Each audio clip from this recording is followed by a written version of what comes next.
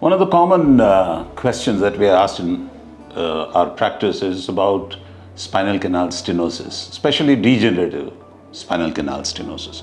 This is a fairly common condition that we see among the elderly. This condition results in frequent back pains, heaviness in the legs, sometimes numbness in the legs, weakness in the legs, loss of balance, sometimes falling over.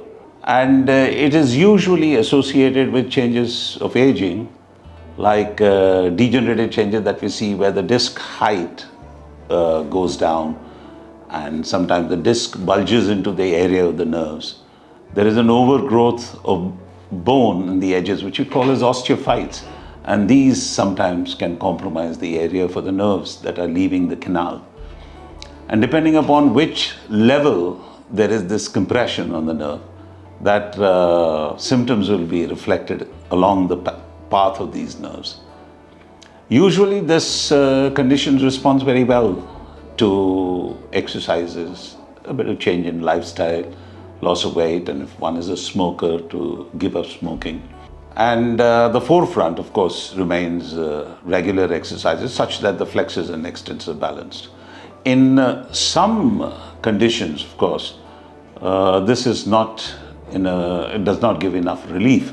So in those people, one would have to consider giving injections, especially to the nerves that are getting compromised. These are known as nerve root blocks and facet blocks.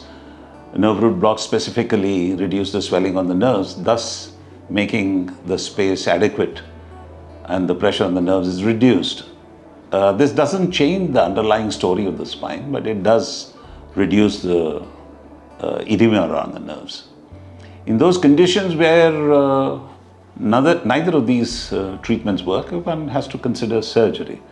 Now, surgery is the important bit is to decompress, that is, take away the pressure on the nerves. In some cases where when you take away the bone, which is causing pressure on the nerves, then you may also have to take out the disc, which is protruded outside and pressing on the nerve. Then in that case, you destabilize the spine. In order to prevent complications of this destabilization, you need to stabilize the spine and then fuse it. These are known as T-lift or P-lift procedures. And these are fairly commonly done with excellent